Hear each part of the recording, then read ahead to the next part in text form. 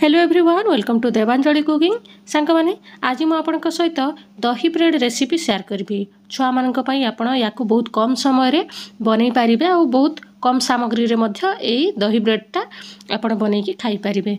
तेज चलतु आरंभ करवा ये स्वादिष्ट रेसिपी को। देखो ये मुझे गोटे जगह नहीं जाइए से आम फेंटी नवा गोटे कप दही। ध्यान देवे दही टिके बेसी खटा है नथिबो, बेसी खटा दहीटा टिके टेस्ट कमी जाए था। आउ छुआ मैंने जदि खटा पसंद करते ताहले नहीं पारे, किंतु कम खटा दही नेले टेस्टा बहुत भल आसी था। दही को भल भाव फेंटी नवा, जमती बिंडा बिंडा थाए ना दही रे सेटा रहिबनी, जमती से पर्यंत आपण याकू फेंटी नेबे। एबे आमे से प्लेट रे ढाली दबा। या परे आउरी अलगा जिनिस चलतु पकेइबा। एबे एथिरे दे दबा छोट छोट करी काटी पियाज को पूरा छोट छोट करी काटिबे। तापरे दे दबा टमाटो। टमाटो को मध्य मु पूरा छोट छोट आकार काटी नेछि। एबे दे दबा धनिया पत्र। एबे दे दबा स्वाद अनुसार लुण। आपण जदि कंचा लंका पकेइबा पई चाहुथिबे ताहले एई समय पकेइबे निज टेस्ट अनुसार। तापरे आधा चामच जीरा दे दबा। टिके मु लंका गुंड देइछि टिके चटपटा फ्लेवर पई। तापरे याकू सबू मिक्स करि नबा भल भाबरे दही सहित ए सबू को मिक्स करि नबा। आपनका पाखरे जदि चाट मसला अछि सेटा मध्ये अल्प टिके पकई पारिबे, टेस्टा बहुत भल आसी थाए। लंका गुंड जदि आपण स्किप करिवा पई चाहुथिबे, छोट छुआ हिथिबो ताहले आपण स्किप मध्ये करि पारबे, किछि असुविधा नै। एबे आमे पैन गरम करिकि देई दबा तेल। पैन जगह रे आपण तावा मध्ये गरम करि पारबे, किछि असुविधा नै।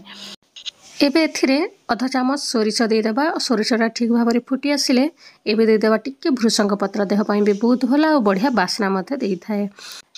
एबे आमे गोटे ब्रेड पीस नै कि जो दही मिक्सचरटा आमे बनैथिले ताकू एथिरे स्प्रेड करि दबा।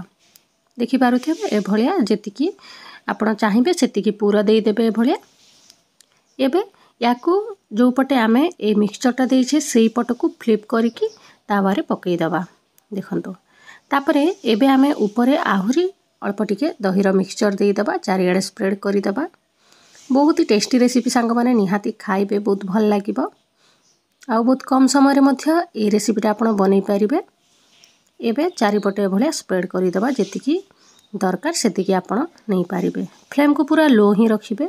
एबे आमे धीरे धीरे उल्टै नबा, जा द्वारा कि आउरी तळे पटे मध्य सिझी पारिबो। फ्लेम को पूरा लो फ्लेम रे ही आमे याकू ए भलिया सेकिबा किछि समय। बहुत समय लागेनी, जस्ट तळ ऊपर 2-4 थर कर देले हेई गला। सांग माने वीडियोटी जदि भल लागुछि वीडियोटी को लाइक कर देबे और जदि चैनल रे पर्यंत आपण नुआ अछंती ताहले प्लीज चैनल टी को मध्ये सब्सक्राइब कर दियंतु।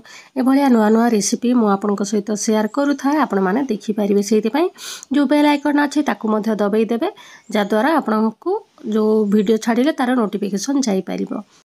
देखिले ना केते कम समय भितर आमे दही ब्रेड बनै देले। निहाती आपण ए भलिया बनै खांतु आ छुआ मान को मध्ये खाइबा को दियंतु। देखा अब नेक्स्ट वीडियो रे आ गोटे नुआ रेसिपी सहित। Thank you for watching.